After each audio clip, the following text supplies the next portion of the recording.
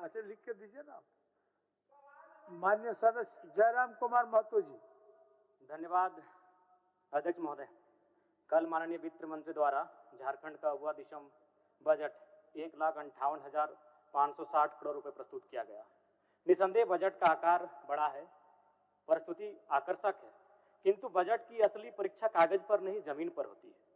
मान्यवर, आज यदि हम राज्य की आर्थिक स्थिति को देखें तो स्टेट जीडीपी के आधार पर हम देश में लगभग 19वें स्थान पर हैं। निसंदेह पिछले वर्ष की तुलना में बढ़ा है।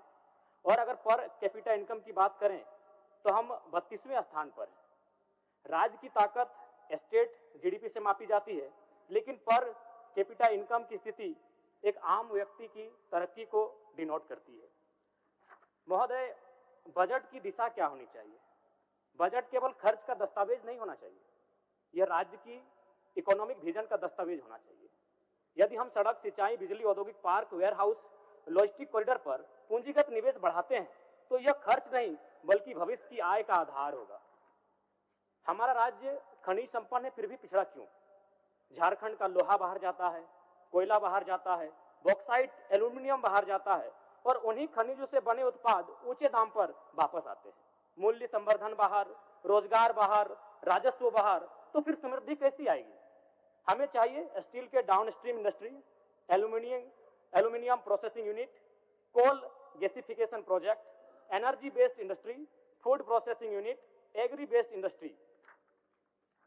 कृषि को उद्योग से जोड़ना होगा। महोदय, झारखंड की बड़ी आबादी कृषि पर निर्भर है। यदि हम लघु सिंचाई योजनाएं, ड्रिप इरिगेशन, मिलेट मिशन, फल और सब्जी processing, cold storage, food processing park स्थापित करते हैं तो किसानों की आय अस्थायी रूप से बढ़ेगी। कृषि को बाजार से और बाजार को उद्योग से जोड़ना होगा।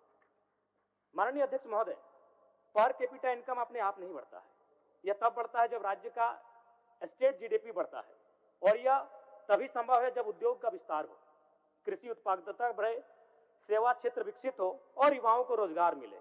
आज झारखंड के सामने मूल प्रश्न ये है अध्यक्ष महोदय कि क्या हम झारखंड को एक खनिज निर्यातक राज्य रहने देंगे या फिर मूल्य संवर्धन और रोजगार सृजन के मामले में अग्रणी राज्य बनाएंगे? संसाधन हमारे और मुनाफा बाहर।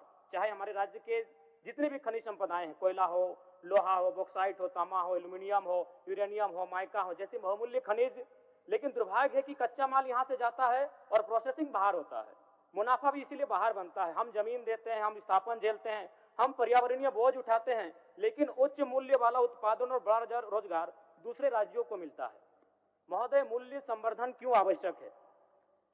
यदि 1 टन लौह अयस्क 5-6 हजार में बिकता है तो उसी से बना स्टील 40-50 हजार में बिकता है। और जब स्टील से मशीन बनती है, रेल बनती है, ऑटो पार्ट्स बनते हैं, तो हर चरण में नई आय, नया टैक्स और नया रोजगार बनता है।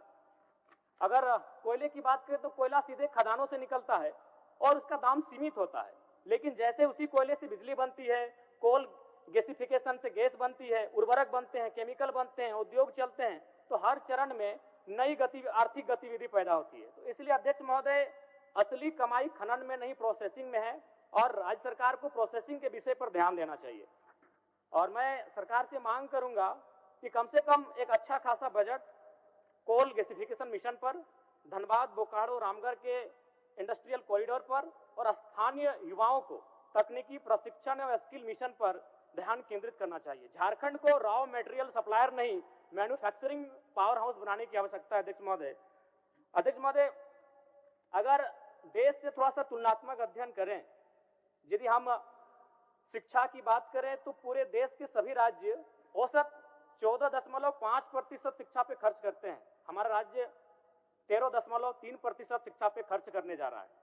अगर स्वास्थ्य की बात करें तो पूरे देश का औसत खर्च 6.2% है, जबकि हमारा राज्य 5.5% है। यानी शिक्षा और स्वास्थ्य में हमें लगता है और बेहतर काम करने की आवश्यकता है।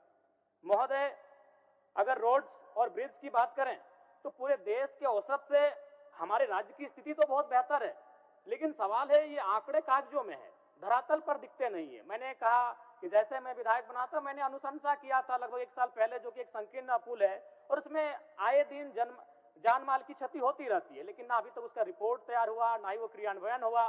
तो इसलिए कागजों में तो मैं मान्य सदस्य ठीक, और 30 सेकंड अगर अनुमति हो तो दे दीजिए। बोल लीजिए।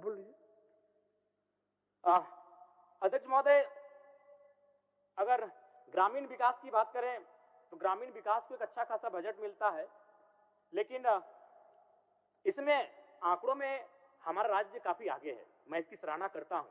लेकिन फिर वही कहूंगा कि जो अनुशंसाएं हमारे माध्यम से अपने क्षेत्र के विकास के लिए दी जाती है, उनमें कहीं ना कहीं उदासीनता देखने को मिलता है। इसलिए अध्यक्ष महोदय, निसंदेह मैं माननीय वित्त मंत्री महोदय की इस विजन को धन्यवाद दूंगा, लेकिन इस बजट की सार्थकता तभी होगी जब वो धरातल पर दिखेगा।